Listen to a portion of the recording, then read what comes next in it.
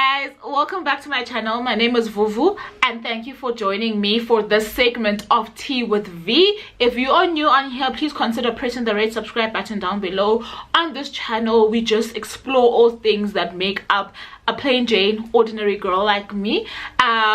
There's really nothing that I want to segment anymore. I'm here to pour out my heart, share everything that is me in every possible way that I can. So you will find different segments and different ideas just popping up here and there, and as my slogan states, this is just as I am. So I want to share those elements of myself with you guys. So if you're keen on going on a journey of, it's basically self-discovery if I'm being honest, and also self-assertiveness and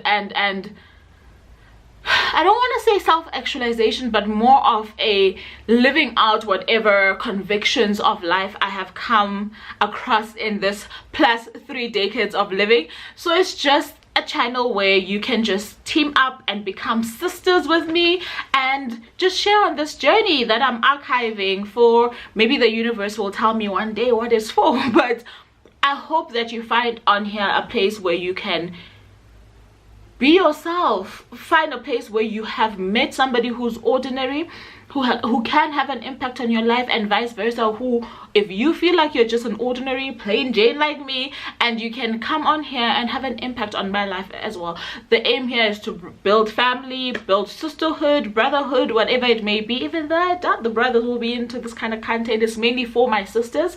I am a girl's girl, so that's what it's about. So if you have not yet subscribed to the channel, please do consider doing that by pressing the red subscribe button down below and joining the family. We are on our way to 1K. It has been a very long journey, but you know what, these are part of the discussions that I will have on this platform, because it's gonna be as transparent as it possibly can, and part of that is just understanding the cards you've been dealt and playing those very same cards that you've been dealt without trying to peek onto somebody else's cards, without trying to see what was left on the table that wasn't given to you. Play the cards that you've been dealt and be comfortable in the journey that you are on, in your own storyline, in your own path. But before I digress, that's not why we're here today. So if you have not yet subscribed, please do that and press the bell next to it if you'd like to join this family. And for everybody who is already part of the family, who has taken the time to view this video, I really appreciate you guys. Thank you so much. So today I'm bringing back a segment that I used to have. I want to say it was 2019, if not 18. And you know what, I was a baby YouTuber at that time. I'm still a baby YouTuber, but what I'm trying to say is that I was not yet comfortable with my own thoughts being shared on camera. I was not yet comfortable airing out my convictions and articulating them in the manner that I feel like I can right now. And I only ever managed to do about 2 segments of that, and then I was like not that I've been one with great viewership, but I was like, I don't think the people like this. And because it was a vulnerability kind of segment for me, I decided that the people didn't like it and would never like it, and then I decided, and now it's back. Now it's back because I've decided different. I've decided that it doesn't matter if the people like it or not, because I am on this journey of archiving. Sorry, let me just bring back my focus. Because I am on this journey of archiving, it's okay. I will do it for myself mainly, and hopefully for anybody else that it happens to help. And I don't know why now's the time for this battery to flash. My battery is flashing, but I'm bringing you guys a segment called Tea with V. The intention of this segment is to bring out those things that we usually just don't talk about, the things that we bury deep down in our hearts, the things that the childhood versions of us keep bringing out as hazards, if you get what I'm trying to say, along our journey of life. And I have intentionally decided to go on a shadow work journey. In case you didn't know what shadow work is, I'll put a definition somewhere. I'll put a definition somewhere on the screen, but basically, just to explain it to you guys, it is just you digging up the things that you need to work on, the things that you've buried in your life, the things that are triggers in your life, and actually trying to understand yourself from a place of self-compassion and as a place of reinventing those falsehoods that you have believed into and feeding them some truth, if you hear what I'm trying to say. So because I am on that journey of shadow work, and I'm trying to find the root of most of these things and where they come from, where they stem from in my life, I am trying to bring you guys along on that journey with me. And on today's topic, I want to tackle the issue or the topic of beauty. So I did go onto my Instagram. If you don't follow me yet on Instagram, I'll pop it up somewhere here. Please do follow me. It is also on my description box down below, because I do intend to ask a lot of questions around the shadow work aspect, especially the Tea With Vee aspect of my channel, to help these stories along, so that you can understand that there are a lot of people that are just like us, struggling with similar issues that we are struggling with. So on today's topic, I'm dealing with the understanding of beauty, both physical and internal. And if you are interested in that, I know this was a hell of a long intro, please do stay tuned. Okay, so today's topic is beauty, and I just wanted to share a little bit on why this is a topic that I want to tackle and is part of my shadow work.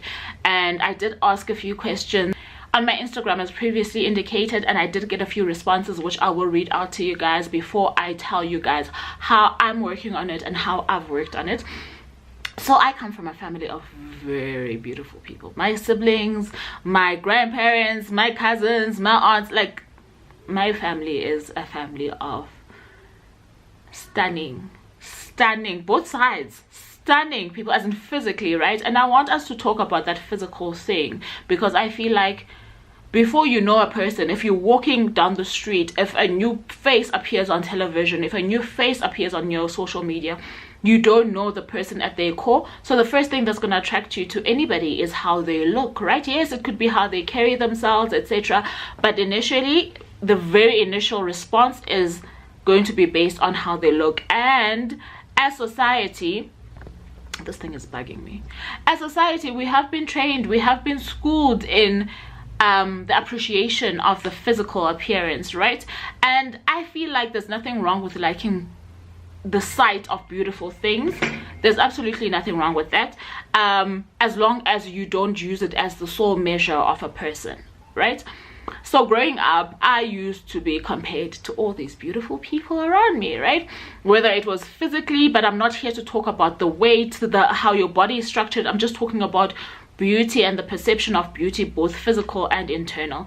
And growing up, it used to be how I ranked against my sisters. And to be quite honest, every time anybody was frank enough, and you know how kids are, kids are mean, anybody who was frank enough to have these conversations with me would always rank me last, whether it's a joke or whether they're being serious on some, oh, your family is quite beautiful, but if I have to rank the sisters, this person is first, this person is second, and basically you're lost. And this was a narrative that kept playing out throughout my primary school, throughout my high school, to the point where I think by the time that I was in matric, I really didn't feel like I was pretty. I was nothing to write home about, and perhaps in the eyes of everybody else, I really wasn't, which I don't know, like even today when I look at my pictures, I'm like, okay, you are ordinary. Maybe this is why they say this. When I look at my high school pictures, don't get me wrong, child, we've come a very long time. We've come a very long way from there. But I'm just saying that perhaps as kids are, they were just saying what they were observing, and they were like, okay, put against your sisters, this is how you look.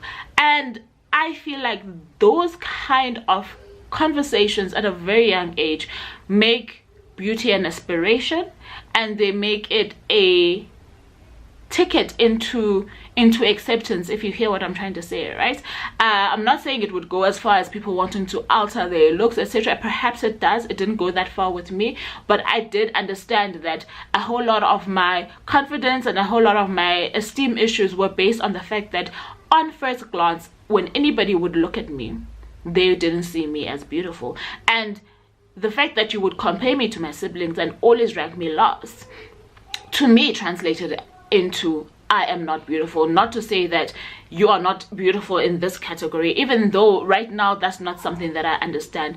And the reason why I'm working on this for myself is also for my kids, right? Because I've understood the world is a very, very cruel place, and I've understood that beauty is not the be it and end all of an individual. Right? It took a lot of time to get to that point, but when I did get there, and when I did finally appreciate that there's more to humanity, there's more to a human being than what they look like, and especially when I got my kids, because a lot of the time they are compared. And if you've hung around me and my children, you'll realize that those kind of aspects, physical aspects, are not something that we don't have that vocab in my household. Basically, we don't talk to those things. I think that the first time that I realized that they even knew anything between what's white and what's browned, they don't say black, they say browned, what's white and what's browned, is because they went to school and they started interacting with different races, right? And I think that if you have found yourself in situations of that nature where you have to reassert yourself to strangers, right, aside of how you look, you might find that there was a little knock on your confidence. I know for sure for me that there was, and there was definitely a whole lot of insecurity and a whole lot of confidence building that I had to do as I grew older, because I had to come to the realization that, listen, I'm happy with this, child, I'm 100% happy with this. And I had to start seeing it in isolation of any other woman that might exist, anybody else that might exist for that matter, because you found that some family friends and some family members were even comparing us to our brother, right? To the point where at some point they would be like, there is no comparison, your brother is it, okay? The rest of you are just accompanying him in this nikapile nina nikape, this hot young thing, okay? So I had to get to that realization that it doesn't matter who's standing next to me. I can hold my own in terms of presence and beauty, transcending just the face card, which I've come to love. Transcending just that, but just aura and just presence and just self-awareness and like, I'm assured in who I am now that it doesn't matter where you place me. Me being introverted is not because I'm scared that nobody else can accept me because of how I look, but it's a matter of I need to feel safe in this space before I can unleash. I don't know if that makes any sense, but we're gonna talk a little bit more about it a little bit later on. Right now I just want to read the responses that I did get from that story on my Instagram. If you haven't yet followed me on Instagram, please do so. So I did go up there and asked a simple question, well, 3 questions, but my main question was, when did you know that you were beautiful? And then the follow-up questions were bonus question, what makes you beautiful, and the other one was, what is beauty? So I had a few ladies respond to my question, which I truly appreciate. Thank you, ladies. One of them, I did say that I won't mention people's names, but I suppose this one gives it away, but I won't mention her name. She said tough question, but it must have been, then she puts her birth date, right? And the thing is, I love that. I love that for people who have spent their whole lives knowing that, listen, I'm it, right? I absolutely love that. There are those of us though who have spent our whole lives wondering if, is it? Do you get what I'm trying to say? Having to get to a point where we can affirm our own selves and then believe the truth. For me, I think it took quite a bit of convincing, even from people around me who started, because as soon as I left high school, I was surrounded with people with a different opinion, people who kept telling me that I'm beautiful in more ways than one, and not just the physical, but I feel like I could easily believe that as a person within, internally, I am a beautiful person. That is one thing that I have never wavered on, right? That is one thing that I've always believed about myself, and I know it from the relationships that I've had in terms of friendships, sisterhood, etc. I know that for a fact. But when I was being told that I am beautiful physically, because I'd come out of a place where I had not been told that, right? It became one of those things that was very difficult to hear and also to believe. So it took me a long time.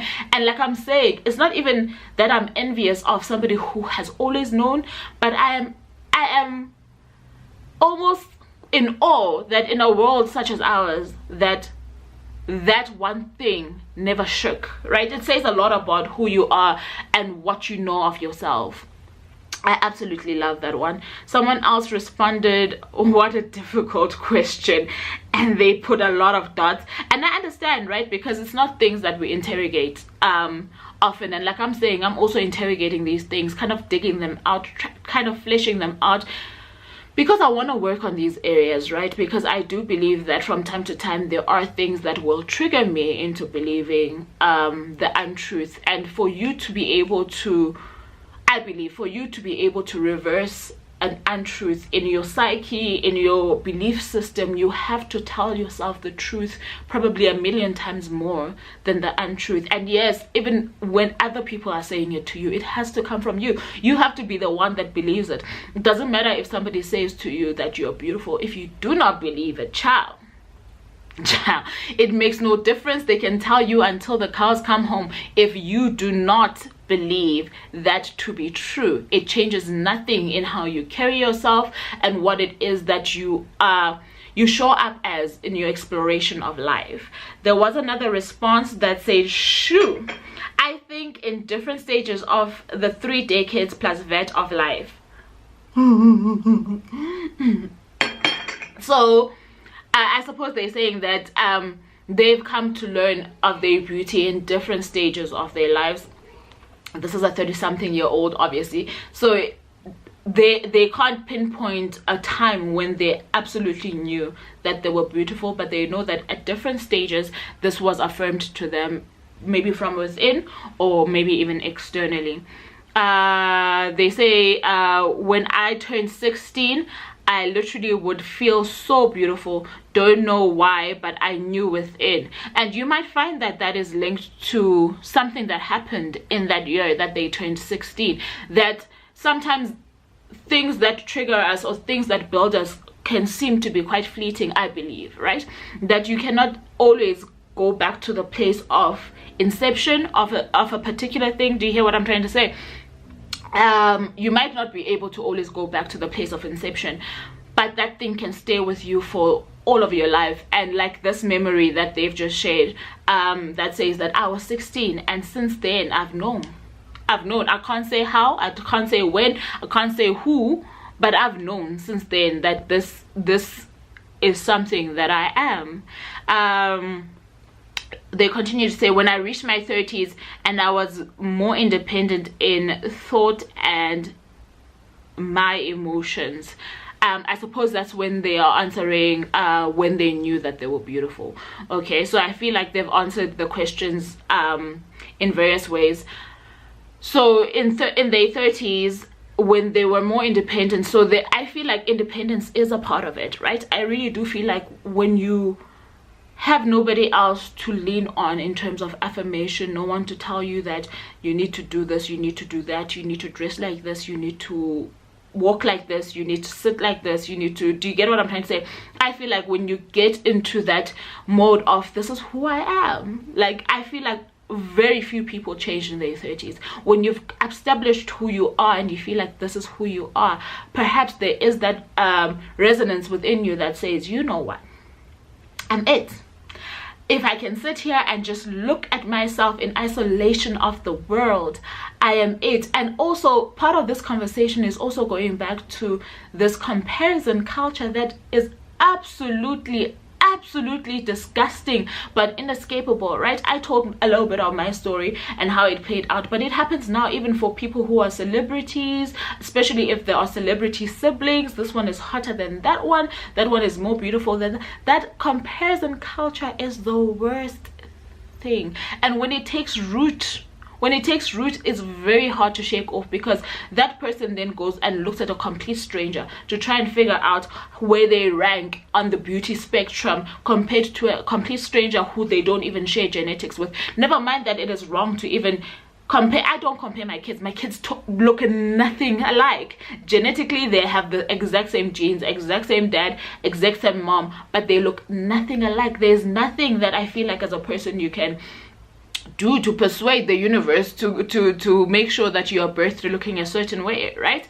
And also, people change as they grow, and that's part of my journey. I feel like if I can put myself alongside 18-year-old me or 16-year-old me, I'd be shocked. I'd feel like it was a totally different person. I really feel like with the years I really moved into more of who I felt like I was within, and I think that it took me getting out of the constant reminder and comparison situation for me to blossom into who I then became, if that makes any sense. Let's see. As I grow older, I see my gray hair and wrinkles of age. I feel beautiful. Oh, I love that, right? I've never been one to shy away from age, and I was raised by a beautiful, stunning woman. My mom wore her age on her sleeve. She celebrated her age every single year. I've never come to an understanding of a woman doesn't tell her age. My mom was never shy of that, and as a result, I was even telling my siblings recently, just before my birthday, that I actually forget sometimes how old I am. But if I'm asked, it's one of those things that I don't feel like I need to hide. Do you understand? So it's really beautiful to see a woman especially embracing her age and loving herself and the changes of their bodies, their systems, as they grow older, because those things will change. When I was expecting, I would be so happy seeing my naked body change. Even now, that is so precious. I feel like I'm saying, beauty is the physical, but most of the time we talk about the face card, but the rest of you as well. And like I'm saying, I'm gonna have this conversation more around the weight issue, around the physical appearance, etc. But I feel like I didn't like my body when I was pregnant. Both times I didn't like my body because I wanted the big belly. I wanted, you know, I did waddle because child, carrying my son was no joke. But my belly didn't go there. I couldn't do the proper pregnancy shoot because the way that I'm built, it just didn't happen for me, and I really wanted that. But we'll talk about that at a different time.